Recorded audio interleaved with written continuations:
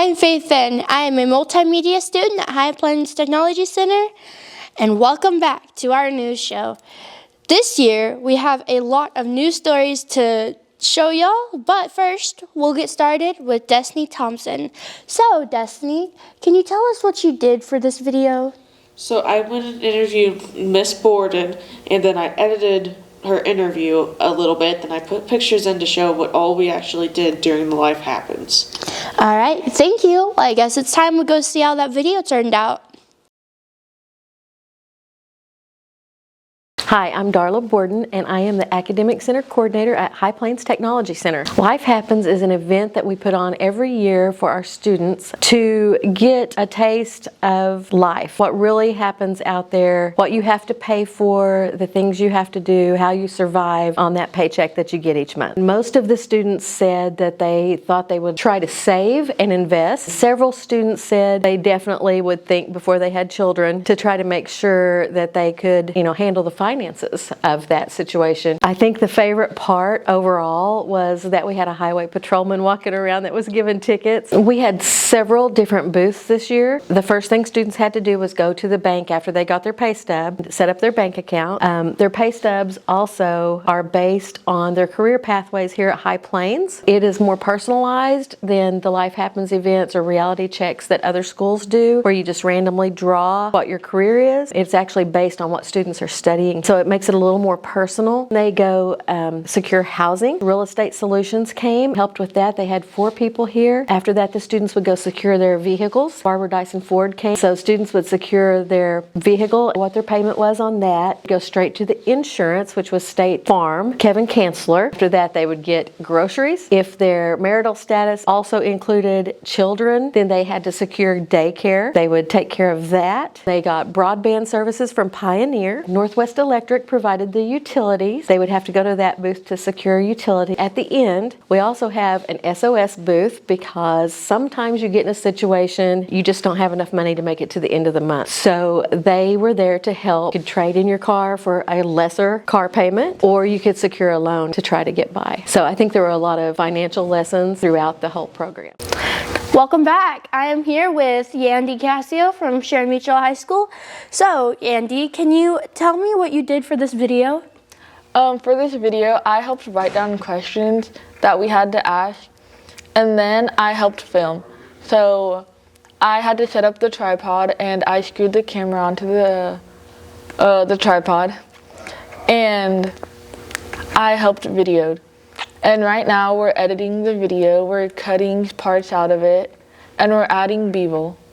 All right, thank you. Well, I guess it's time we go into that video. I am Megan Lastly, and I am a teacher at High Plains Technology Center, and I am the Service Careers and Teacher Prep. What I do here at High Plains is I teach Service Careers, which is horticulture and teacher prep. The teacher prep class is a classroom that the kids come to that may want to come and become a teacher, and they also are learning how to be a para. So there's kind of 2 parts to the teacher prep, and I can just see what their likes are and we can train them as needed. So then the other part of my classroom is the Service Careers, and this is the horticulture, landscape, and snack bar part of my classroom. And what we do here is we learn how to landscaping, edgers, mowers, weed eaters, and horticulture, which is the 2 big greenhouses in the back. Also, another part is the snack bar, and the snack bar is a key part of our classroom. Our teacher prep and our Service Careers, they both work together with running the snack bar. Teaches basic skills, money, counting back change, and customer service, which is huge in my classroom. We teach how to prepare, how to talk to customers. If customers are being rude, how we handle that. I love the way that we train kids for careers, and it is a different setting than a typical academic setting. This is learning-based and hands-on, where kids can become successful in a trade that they see fit for them. My favorite part of working here at Hptc is the students and the teachers. I love coming to work here every single day. Everybody's happy. I feel like the students are happy to be here. They're interested in their career of choice in their classroom, and just I love coming and making a difference. Hi, welcome back. I'm Faith Finn, and I'm here with Kevin Sinoceros from the Buffalo High School. Now, can you tell me what you did for this video? I filmed Aiden's and Miss Meyer's interview and B-roll. All right, well, I guess it's time we go see how that turned out.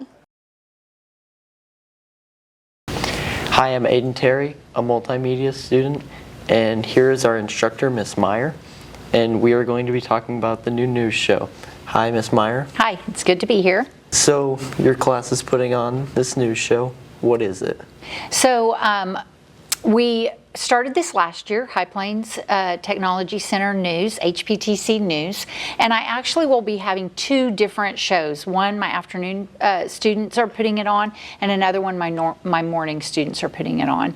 So the show is really a learning project for both of my classes. It allows them to get some real-world experience in the news industry where they're putting together their news stories. They're having to shoot them, edit them, interview, and then they put it all together as a full packaged news show. That also allows our stakeholders out in the community and in the state to let others know about really what's going on here at High Plains. What do you see as the biggest benefit for having this news show? I think that really there's a couple of benefits. First of all, for those students that are really interested in going into maybe video production or television news, obviously it's giving them some real world experience and hands-on experience. But it's not just for those students, it's really for any of my multimedia students. They are really learning some of those soft skills that they might not gain at the sending schools. Things like interview skills, how to present themselves, how to just go out and have to introduce themselves, learn how to shake people's hands, look them in the eye, talk to other people and be confident. Those are skills that really are difficult to teach and that they can use once they are finished here. They're going to be able to use that for the rest of their lives. So how could you see this news show expanding in the future? I think that just like this year, it's going to look a little bit different from last year. Last year it looked more like a hard news show. This year it's going to be more of a talk show format, but it can really morph into a lot of things. For example, in one of the stories that we're going to be looking at is the Beaver annexation with High Plains. It started out as just a news story that's going to be on this show, and we realized that we really needed more time to show that, so that's going to become a documentary. Any of these stories could morph into something like that. Eventually, one of the projects, Diesel, they have a old vehicle that I think they purchased, and eventually as they start working on that, we want that to become almost a weekly or a monthly type of a podcast or a docu-series where we can see the progress of that vehicle. So there's lots of things that we can kind of piggyback on this show. I'm Aiden Terry. This is our multimedia instructor, Miss Meyer, and that's going to wrap it up for today. Thank you. Hi, welcome back. I am here with Trevin George from Moreland and Noah Pena from Leedy. Trevin, can you tell us about the Beaver Edition? Yes, I'm working on the Beaver Egg Station video, talking about how it benefits through High Plains Technical Center and all that. All right, and I heard that there was going to be a documentary on it. Noah, can you explain more? Yeah, the documentary is going to cover how the annexation was passed, like what all went through it, what contributed to it, how it kind of helps High Plains as a whole. So, yeah. All right, thank you. Well, I guess it's time we got to go watch that short video. Well, the Beaver County annexation, what came about is the citizens in Beaver actually started with the representative out there kind of interested in Kenton Paskowski and what career tech was available, what the opportunities that were available for kids and for students and adults. And the greatest advantage for the Beaver District is that we are, I think, as a state, as a career tech system in the state, it's expanding to that opportunity being to all students. We'll add construction welding and health next year. TAP is currently there. Then other programs that we're looking at would be like diesel, auto, kind of thinking mechanical type program. Benefit, I mean, once again, as an educator, it's always student based.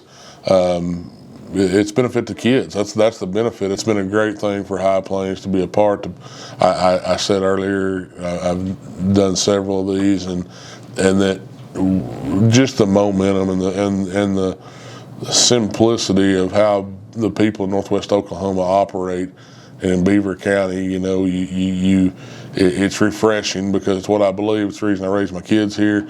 I believe that we can, you know, that you can have a conversation.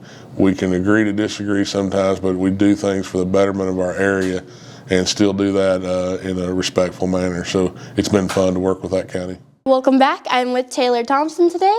Can you tell me what your favorite part was? Yeah, my favorite part was actually the photos. It showed a lot of what was going on. All right, thank you. I guess it's time we go see them. I'm Jennifer Dew. I'm the Director of Daytime Programs here at High Plains Technology Center, and I'm also the advisor for the SLC class. The Superintendent's Leadership class is a program that we designed to promote leadership at High Plains Technology Center. We choose a select number of students to be in that program. This year, we had, I think, 32 applicants. We chose 21, and it was probably one of the hardest years that we had selecting the superintendent's leadership class. They fill out an application, they go through an interview process, we look at their attendance, they have a reference letter from their program instructor, and then they get a reference letter from somebody outside High Plains Technology Center. Throughout the program, we promote leadership skills. We have our activities designed to build team building, and my goal is to hope they're just more comfortable in being a leader and stepping outside of their comfort zone, because for a lot of these students that applied, it's something that they don't necessarily do in their sending schools, and for the adults, it's things that they maybe didn't necessarily do when they were in high school.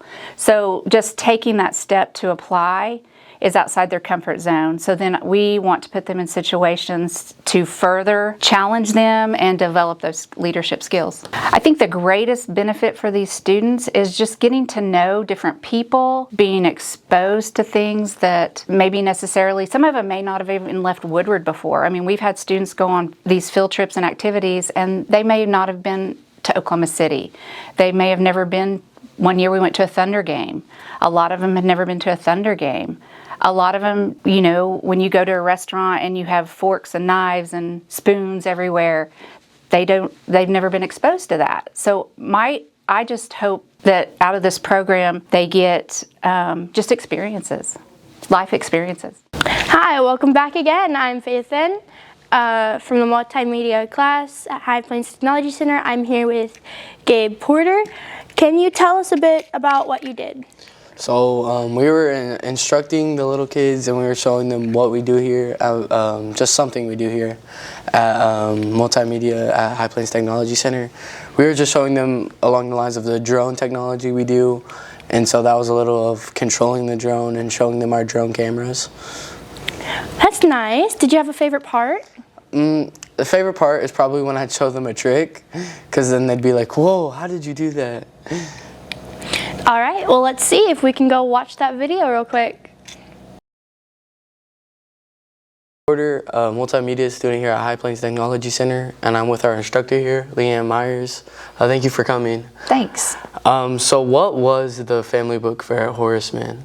So the librarian, she called me and asked if I could bring some of my students with our drones to demonstrate to some of their Horace Mann elementary students some of the STEM activities that we do here. It corresponded with their family night book fair. So I brought some of my students, you were one of them, along with several others, and they just demonstrated how to fly a drone, and then also talked to the younger students along with their parents and grandparents and any of the other guests that were there, the different ways that drones can be used in today's work field. What was something that your students gained from going to that? You know, I think probably the thing that I was most pleased about was how my students interacted with the younger kids there.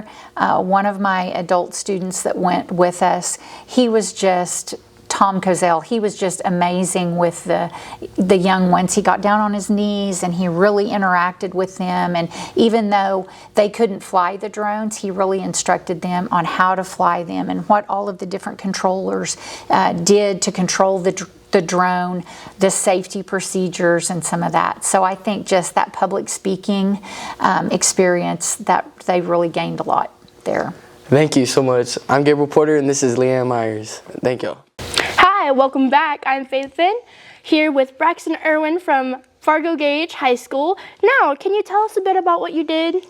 So I interviewed a counselor and a student for college day stuff we had. I interviewed the counselor about the information on the college days, mainly how many colleges were there, what they were there for, and mainly just that kind of stuff. And I asked the student how their experience was, if they planned on going to any of the colleges, and if they were, like I said before, enjoying it. All right, thank you. Well, I guess it's time we gotta go watch that video. My name is Audra Halderman. I'm the counselor of High Plains Technology Center. This is an opportunity for students to see a lot of colleges at one time. They can create a barcode and they scan that barcode with the colleges so that the colleges have their information readily and they don't have to write it on a piece of paper. They scan that barcode and then colleges can contact them at a later date to offer them information. They also have short visits with them as well, so it's beneficial to know what kind of programs they offer. My name is Camber Brecklin and I'm in the health careers class. The most interesting thing is just how involved all the colleges are. I like how all the colleges come together in one big group to help all of us seniors out. It's really beneficial to get to everybody in like different backgrounds, different interests, things like that. I definitely benefited in like the questions that I had for the colleges that I wanted to go to. Everybody was super friendly. They helped me in like multiple questions. Like some people feel dumb to ask certain questions. I definitely found out a lot. So there's 35 colleges here today, and it's kind of hard to make that many college visits, isn't it? So it is a great opportunity for our kids to see them all together in one place. 35.